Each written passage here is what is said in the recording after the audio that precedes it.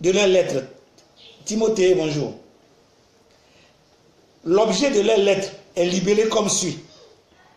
Récréation d'urgence de la colonie de la Haute-Volta afin de conserver son union familiale. Point et fin de citation. Je répète, voici l'objet de la correspondance commune, des deux Nahaba, Yatenga et Mogo. L'objet est le suivant. Recréation, c'est-à-dire créer à nouveau. Recréation d'urgence de la colonie de la Haute-Volta afin de conserver son union familiale. C'est légitime.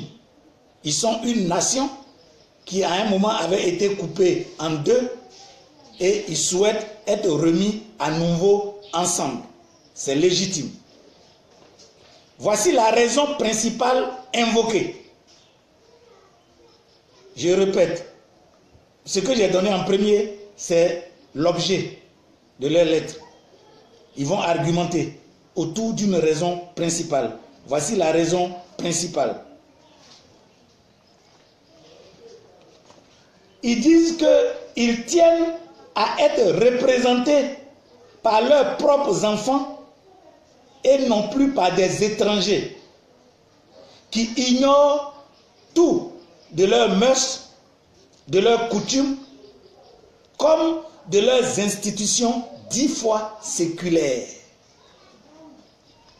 Comprenez bien, c'est Oufoué et Ouenzen Koulibaly qui les représentaient tantôt, ou bien Oufoué et Zinda qui les représentaient. Les deux Nahaba écrivent aux colons pour dire, attention, nous souhaitons que vous reconstituiez notre colonie de Haute-Volta. Pour la raison principale, c'est qu'en France, nous ne voulons pas être représentés par des étrangers qui ignorent tout de nous. Je suis d'accord avec eux. Oufou est un étranger pour eux, qui ignore leurs us et coutumes, qui ignore de leurs institutions, ils ont bien précisé 10 fois séculaires. Fin de citation. Alors je pose une question, vous voyez. Nous sommes en 1947. Qui est le premier à traiter l'autre d'étranger? Nous sommes, et je suis d'accord avec eux. Qui est le premier à traiter l'autre d'étranger? N'est-ce pas les deux Nahaba, Mogo et je disais que l'autre s'appelle comment? Yatenga, qui nous traitent, nous, Basse-Côte d'Ivoire, nos représentants d'étrangers. Mais croyez-moi, je suis d'accord avec eux. Donc c'est la Haute-Volta qui, pour se reconstituer, dénonce sa représentation étrangère. Je n'étais pas encore né, mais je les acclame. Parce que je suis d'accord avec eux. Ils n'ont pas à être représentés par quelqu'un qui ne connaît pas leurs us et coutumes. Pour quelqu'un qui ne connaît pas leur fonctionnement. Parce que quand ils parlent d'institutions 10 fois séculaires, c'est-à-dire ce qui fonde l'existence même du Burkina Faso, ça ne peut pas être connu par Oufoué Boigny, un petit gars de Didier Vie. Je profite pour vous dire que son village s'appelle Gouléacro, il vient de Didier Vie, contrairement au Baliverne que nous entendons souvent. Ça, c'est la première chose. C'est eux qui commencent à parler d'étrangers. Donc, comme dit Tina Bayi, ils ont voulu cette forme d'indépendance dans la colonie. Dans la colonie. Ouenzen Koulibaly n'est pas forcément ivoirien, mais il fait partie de la zone qui est rattachée à la Côte d'Ivoire. Et dès lors qu'il est rattaché à la Côte d'Ivoire, le colon le considère comme faisant partie de la Côte d'Ivoire, puisque c'est une question de Basse-Côte d'Ivoire et de Haute-Côte d'Ivoire. C'est comme du côté où se trouve Yatenga, ils font partie du Soudan actuel qu'on appelait le Soudan français. Ok. Hein? Ouma le soldat. Voici ta réponse. Donc, à un moment donné, du fait de cette nouvelle séparation, lorsque les frontières vont être déterminées, en 1884-1885 par la conférence de Berlin, ces frontières fictives étaient là, mais elles n'étaient pas encore matérialisées. Donc les gens pouvaient le sauter, pouvaient revenir. C'est ça qui a permis la constitution de la Haute-Côte d'Ivoire et puis après de la Basse-Côte d'Ivoire et aujourd'hui, comme nous sommes là en 1947, de la reconstitution de la colonie voltaïque. Et là maintenant, nous sommes en 1964. L'Organisation de l'Unité africaine, je crois que c'est comme ça que ça s'appelait, OUA. En 1964, l'OUA va signer un traité qui s'est prénommé le traité de non-tangibilité. En fait, le mot exact, c'est de l'intangibilité des frontières. C'est-à-dire, ils ont signé, toute l'Afrique a signé un traité pour dire pas d'agression de nos frontières. Les frontières telles que laissées sont intangibles. On ne les déplacera plus. On garde nos frontières. Ça a été scellé en 1964 par l'Union africaine. Ce qu'on appelait à l'époque l'Organisation de l'Unité africaine. Ils ont dit, pas de palabres autour de nos frontières, que nos frontières restent dessinées comme telles. Du coup, la Haute-Côte d'Ivoire, qui s'est désormais séparée de la Basse-Côte d'Ivoire, va rester la Haute-Volta.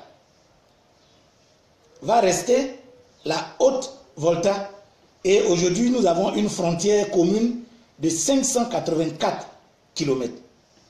Du coup, mes frères, nous allons avoir côte à côte 2 États. Il ne faut pas avoir peur des mots. Un qui est pauvre, la Haute-Volta, désertique. C'est d'ailleurs pour ça que la colonie avait été supprimée. L'autre qui est prospère par sa forêt, par son cacao, par son café, par sa banane, la Côte d'Ivoire. Le hic qu'il faut que vous notiez, c'est que depuis lors, la Haute-Volta étant le réservoir de main-d'œuvre, la Côte d'Ivoire est déjà remplie, quand les frontières sont scellées, de voltaïques, donc d'étrangers. Notez ça correctement. Donc au moment où l'intangibilité des frontières est scellée, les étrangers qui sont venus en tant que main-d'œuvre sont restés en Côte d'Ivoire. C'est pourquoi vous les trouvez partout. Vous allez au pays Agni, j'en connais avec qui j'ai travaillé, ils étaient fonctionnaires ivoiriens. Aujourd'hui, il est à la retraite, il n'est pas allé au Burkina. C'est pas qu'il ne connaît pas sa famille là-bas. Mais il s'est fait appeler pour quelqu'un qui vient d'Ayamé. Il s'est fait appeler pour quelqu'un qui vient d'Aboisseau, si vous voulez. Donc, voici un Djoula d'Aboisseau. Comme je vous l'avais déjà expliqué. Reparcourez nos anciennes vidéos. Nous sommes dans une logique. Nous ne dévions pas. Donc, en 1964, les frontières sont scellées, figées, indémontables, intangibles. La Côte d'Ivoire est déjà remplie de sa propre main-d'œuvre d'alors. Donc, les colons vont laisser en héritage à la Côte d'Ivoire des voltaïques qui sont implantés dans nos plantations. Donc, comprenez la zone forestière. Vous voyez, toute la zone ouest, sud-ouest, nord-ouest, toute la zone forestière là, ils sont implantés là-dedans. Et aujourd'hui, vous les retrouvez facilement. C'est à partir de là que la vraie haine, je pèse mes mots,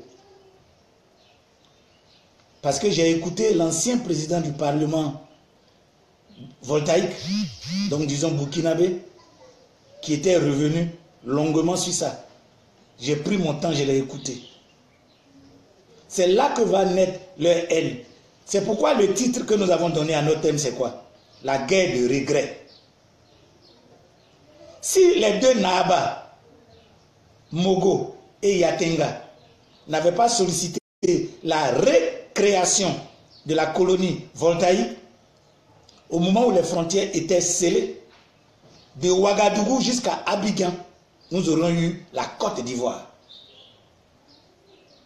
Mais en demandant, sous prétexte qu'ils sont gérés par des étrangers, la recréation de la colonie voltaïque, ça fait que, à partir de la frontière nord actuelle de la Côte d'Ivoire, leurs 100 km de territoire leur ont été donnés et le côté qu'ils avaient du côté du Soudan français leur a été donné. C'est ça qui constitue aujourd'hui le Burkina Faso actuel. Donc des idées vont naître, des idées guerrières, des idées de conflit. Et cela couvre depuis longtemps. Le premier reproche, ils le font comme s'ils le font à l'endroit de Félix Houphouët-Boigny, mais en réalité, c'est le regret de s'être séparé d'un pays qui a accès à la mer. Alors leur reproche, pourquoi la frontière n'a pas fendu? Pourquoi la frontière n'a pas fendu la Haute et la Basse Côte d'Ivoire pour faire d'un côté la Haute-Volta et de l'autre la Côte d'Ivoire pour qu'eux aussi ils aient accès à la mer? Premier reproche, mais qui scientifiquement, historiquement ne peut pas être fondé puisqu'on vous appelle Haute-Volta. Vous êtes en haut du fleuve Volta. Donc, de par votre appellation, vous ne pouvez pas avoir accès à la mer. De par le principe de Basse Côte d'Ivoire et de Haute Côte d'Ivoire, créé en 1932, vous ne pouvez pas avoir accès à la mer. Mais ceci est un reproche. Le premier. Le second, que peut-être vous continuez d'entendre, c'est que naturellement, étant la main d'œuvre, ils estiment que c'est eux qui ont construit la Côte d'Ivoire. Et qu'à ce titre-là, ils en ont droit. C'est un peu comme vous engagez un boy qui travaille pour vous, il est même salarié, et puis à un moment donné, parce que vous êtes prospère, il réclame sa part. C'est exactement ça. Sans oublier qu'il continue de vivre sous ton toit et qu'il continue d'être nourri de ta nourriture et s'abreuver de tes eaux. Ça, c'est le deuxième reproche. À partir de là, un complot est continuellement ourdi contre la Côte d'Ivoire. Les voltaïques disent que ça leur appartient. C'est leur pays aussi. C'est eux qui ont construit ce pays. Ils ont droit. Malheureusement pour nous, leurs tentacules sont trop profondes. Parce que du fait de leur service, de leur sacerdoce, de main-d'œuvre que le colon leur a attribué, ils ont inondé déjà notre territoire, la Basse Côte d'Ivoire. Ils ont déjà inondé la Basse Côte d'Ivoire. Donc ils sont implantés partout. C'est pourquoi ils représentent la grande partie de ceux que nous avons appelés communément les Goulas, qui sont installés en grande partie dans la zone forestière. Vous allez chez les Agnis, les Goulas Agnis là, ce sont les Burkinabés là. Et le laxisme d'alors, ou certainement l'incapacité technique à régler ces problèmes, ont fait que du coup leurs enfants sont comme des Ivoiriens. Alors que la plupart du temps, leurs parents, selon notre code de nationalité ivoirienne, leurs parents, tous les deux étant étrangers, ils ne peuvent pas devenir Ivoiriens si ce n'est par adoption ou par naturalisation.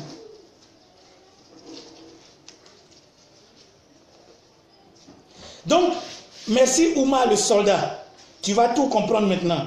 J'ai dit que depuis toujours, leur but essentiel, c'est de s'approprier la Côte d'Ivoire. Sur la base que Oufoué a été malhonnête, pourquoi n'ont-ils pas fendu Haute Côte d'Ivoire et Basse Côte d'Ivoire pour qu'eux aient accès à la mer? Premier reproche, qui ne tient pas historiquement. Deuxième reproche, c'est eux, en tant que main-d'œuvre, qui ont construit la Côte d'Ivoire, donc eux, ils ont droit à leur part. La Côte d'Ivoire leur appartient. Croyez-moi, ils le disent haut et fort. C'est parce que vous, les Ivoiriens, vous n'êtes pas conscients que vous n'entendez pas. C'est parce que vous, les Ivoiriens, vous vous comportez comme si la Côte d'Ivoire ne vous appartient pas. J'en veux pour preuve. Lorsque nos agents et fonctionnaires font des grèves, regardez leur réaction. Ils se comportent comme si le pays appartient au président de la République et que vaille, le président là, on va l'emmerder, il n'a qu'à nous payer. En oubliant que le pays, c'est pour nous tous et que son économie nous appartient à nous tous. Le jour où la Côte d'Ivoire prendra conscience de ça, nos manières de revendiquer vont changer. Quand vous voyez aujourd'hui au ministère de l'Intérieur, un groupe de syndicalistes est en train de réclamer des primes, exorbitantes d'ailleurs. Mais quand vous les regardez se comporter, la Côte d'Ivoire n'est pas leur intérêt. Leur poche est leur intérêt. Ben, François Ayeddo, merci. Ça veut dire que dans ce cas-là, la France appartient aux Noirs, puisqu'on est allé les libérer dans cette guerre. Est-ce que vous comprenez? Donc, depuis là, c'est un complot qui est ourdi contre nous. Ils ne vont pas s'arrêter. Si la Côte d'Ivoire ne se lève pas pour dire non. Quand nous vous demandons de vous inscrire, mais merci Tina Bayi, vous êtes en train de tout comprendre. Le but était de nous annexer. Aujourd'hui, Alassane Dramane Ouattara est la flèche de leur combat. Je répète, Alassane Dramane Ouattara est la flèche de leur combat. Mais pourquoi ils ont réussi jusqu'à ce niveau-là? Pourquoi ils ont réussi? Ils ont réussi jusqu'à ce niveau parce que Alassane Dramane Ouattara est une flèche à deux têtes. Une tête FMI, une tête Burkina Faso. Donc en prenant la Côte d'Ivoire, la tête Burkina Faso est satisfaite, d'où l'ivoirisation rapide de Blaise Compaoré, qui vous prouve par là qu'ils se disent ivoiriens, donc ils doivent venir prendre le pays. Et naturellement, le FMI, parce que le FMI a des visées économiques sur la Côte d'Ivoire. Merci Théo Lyon. Est-ce que vous comprenez? Ça nous emmène à la forêt. Aujourd'hui, dans la Niébli Tiassa,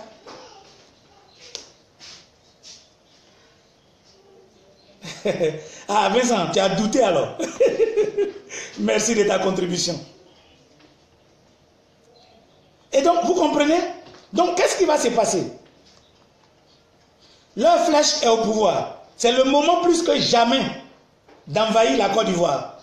Et comme ils estiment que la Côte d'Ivoire leur appartient, et que c'est eux qui ont construit, et qu'ils ont construit dans la zone forestière, ils savent que l'argent vient de la zone forestière. Il faut annexer les forêts de la Côte d'Ivoire. Sinon, pourquoi ce sont les forêts classées qu'ils annexent? Aujourd'hui, mon débat n'est pas loin. Quand j'arrive à là, je suis en train de conclure. Parce que si l'Ivoirien ne veut pas se lever, si l'Ivoirien ne veut pas se lever, c'est son problème. Mais je sais une chose. Dieu ne me reprochera pas votre sang. Parce qu'en tant que sentinelle, je vous ai dit. En tant que sentinelle, je vous ai enseigné. En tant que sentinelle, je vous ai prévenu. En tant que sentinelle, j'ai mis dans votre main votre histoire pour que votre cœur s'élève, pour combattre pour la libéralisation, pour la liberté de votre peuple. Mais vous feignez de ne pas entendre.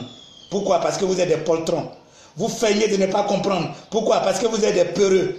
Mon frère, un jour tu mourras. Il vaut mieux mourir pour une bonne cause. Chaque jour, on vous dit, le combat est lourd. Nous ne prendrons pas des armes, mais nous avons besoin du nombre. Nous avons dit, inscrivez-vous dans le mouvement. Nous avons dit, au moins 2 millions de personnes. Parce que chaque document que nous allons déposer à l'Assemblée, ce document va être accompagné de la pétition des 2 millions de personnes. C'est un poids démocratique que je recherche.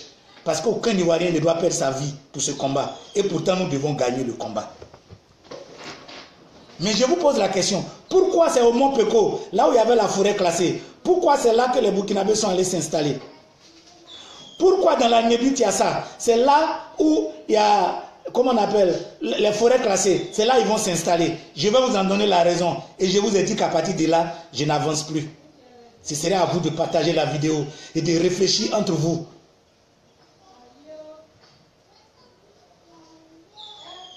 Donc, inscrivez-vous. La forêt classée appartient à l'État. Je répète, nos forêts n'appartiennent pas à l'État. Mais l'État s'est arrogé le droit par rapport à l'équilibre de l'écosystème, par rapport aux institutions internationales. L'État a réservé des forêts qu'on a appelées des forêts classées. Qui doit défendre ces forêts? C'est l'État. Qui doit empêcher que ces forêts soient défrichées? C'est l'État.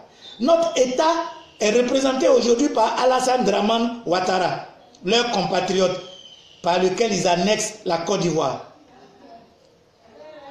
Quand ils viennent, ils sont 4000 aujourd'hui dans la forêt de la Nyebi-Tiassa. À votre avis, est-ce qu'ils viendront les chasser? Parce que la force revient à l'autorité légale. Son pouvoir régalien est de défendre aussi la forêt. Ça veut donc dire que l'État de Côte d'Ivoire devait envoyer l'armée nationale pour descendre dans la forêt et expulser ces 4000, puisque la forêt est réservée comme patrimoine de l'État. Mais je vous pose la question. Pourquoi Alassane Dramane Ouattara ne va pas faire? Parce que dans leur quête d'envahir la Côte d'Ivoire, ils ont attrapé le bon bout. Ivoirien, je ne fais plus de commentaires. C'est là que je m'arrête. Si vous ne voulez pas vous lever pour ce combat, nous allons nous lever demain matin, on n'a plus de forêt. Nous allons nous lever, notre cacao leur appartient, notre café leur appartient, notre EVA leur appartient. Quand nous allons nous lever le matin, nos mines d'or leur appartiennent, nos gisements de pétrole leur appartiennent. Ce ne serait plus que nous serons une base Côte d'Ivoire, mais nous serons la base Burkina Faso. À bon entendeur, salut. Je vous ai dit que je ne commente plus. Mon cœur n'est pas à des commentaires. Je vous ai servi la vérité. Est-ce que vous êtes prêts à vous lever? Commencez par vous inscrire. Vous allez sur mon mur.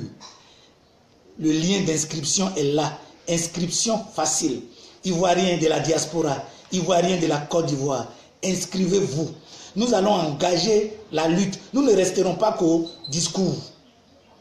Nous ne resterons pas qu'au discours. Nous allons engager la lutte, mais la lutte démocratique. Nous allons engager la lutte. Alors Polycap, si vous avez compris, travaillons pour rendre le mouvement de retour aux valeurs sources très fort.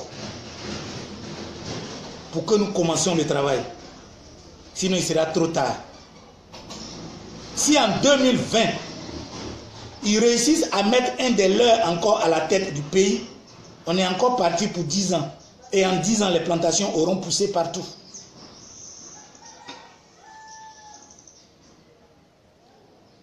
Vous allez sur mon mur. Il y a le lien de l'inscription facile. Vous cliquez dessus et vous vous enregistrez. Selon que vous êtes en France, selon que vous êtes en Allemagne, partout, on va vous mettre dans des groupes de travail là-bas. Vous allez contribuer par votre intelligence, mais vous allez contribuer par vos poches. Je voudrais dire quelque chose aux Ivoiriens. Vous avez l'habitude, quand vous venez vers un homme politique, de vous comporter comme des salariés. Parce que vous venez travailler pour lui, il n'a qu'à vous payer. Ben non, au mouvement de retour aux valeurs sources, on n'a pas l'argent pour payer quelqu'un. Nous attendons qu'au contraire, tout le monde mette son argent ensemble pour qu'on travaille. Il n'y aura pas de salariés au mouvement de retour aux valeurs sources. Si vous allez à une réunion, que vous avez envie de boire une bière, cotisez pour payer votre bière. Mais quand on aura besoin d'argent pour faire des tournées, quand on aura besoin d'argent pour payer la caution, quand on aura besoin d'argent pour faire la campagne, c'est vous qui allez cotiser.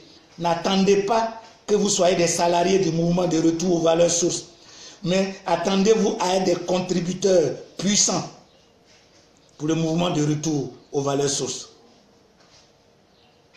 Inscrivez-vous massivement sur le lien de l'inscription facile. Ça est sur ma page. Ce que je viens de vous dire, quand vous allez dans vos réunions, élargissez cela entre vous. Sinon, quand vous allez vous réveiller, la Côte d'Ivoire a été prise. Les ballons ont un proverbe qui dit ceci.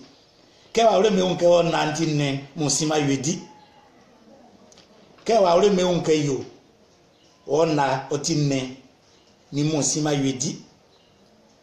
Ce proverbe, je le traduis en français, veut dire le jour où les Baoulés prendront conscience que la vipère est une viande, les Monsiens ont fini de manger. Si vous ne voulez pas vous lever, vous inscrire, pourquoi on engage ce combat démocratique? Quand vous allez vous réveiller, nous sommes la base Burkina Faso. Que l'amour de la Côte d'Ivoire nous rende forts. Que le drapeau de la Côte d'Ivoire nous unisse. Je vous remercie mes frères et sœurs. Levez-vous pour ce combat. Paix sur vous.